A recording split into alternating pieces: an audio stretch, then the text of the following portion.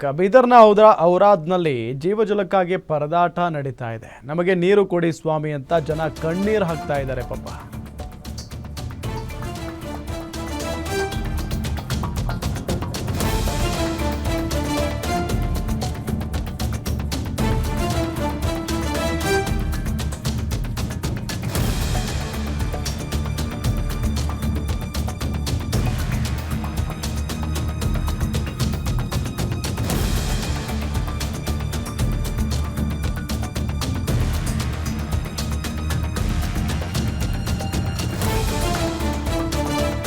ಗ್ರಾಮ ಪಂಚಾಯಿತಿ ಅಧಿಕಾರಿಗಳಿಗೆ ನೀರು ಪೂರೈಸಲು ಹೇಳಿದ್ರೂ ಕೂಡ ನಿರ್ಲಕ್ಷ್ಯ ಎದ್ದು ಕಾಣಿಸ್ತಾ ಇದೆ. ಬೀದರ್ನ ಔರಾದ್ನಲ್ಲಿ ಜೀವಜಲಕ್ಕಾಗಿ ಪಾಪ ಪರದಾಡುವಂತ ಪರಿಸ್ಥಿತಿ.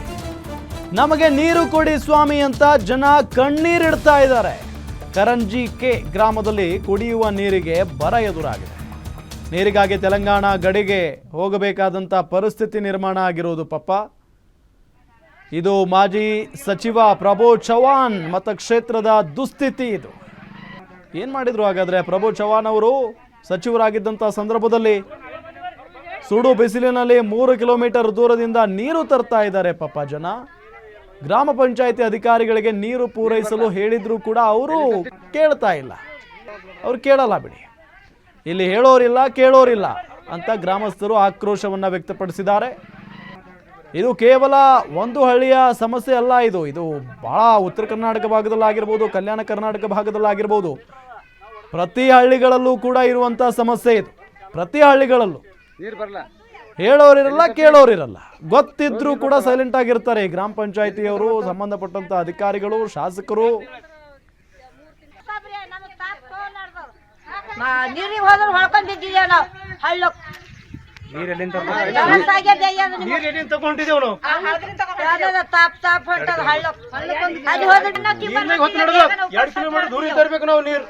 ನೀರಿನ ಹೊತ್ತು ನಡೆದವ್ ನಾವು ನೀರ್ ತನ್ಕೋಬೇಕ, ಕೆಲಸ ಮಾಡಿ ಹೊಟ್ಟೆ ತುಂಬ್ಕೋಬೇಕು ನಾವು. ನೀರ್ ಗಿಡ ಅಂತಂದ್ರೆ 1-2 ಕೊಡ ಬರೋ ನೀರ್ ಬಂದಾಗೈತೆ. ಇದು ಕರಂಜಿಕೆ. ಅದು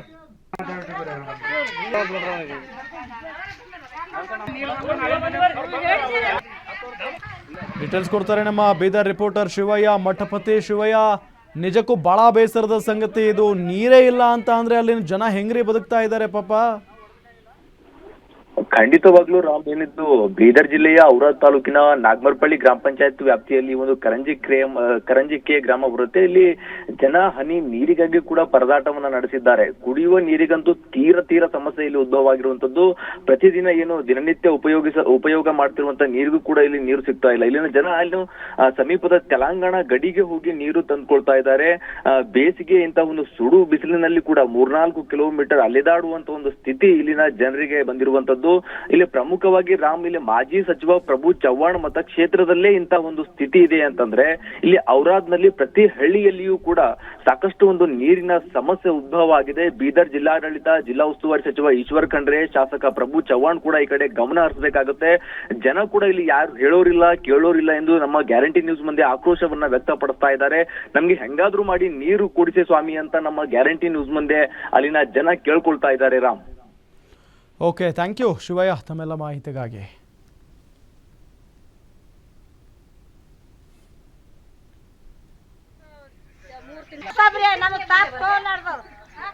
ನೀರಿಗೆ ಹೋದ್ರೆ ಹೊಳ್ಕೊಂಡಿದ್ದೀವಿ ನಾವು.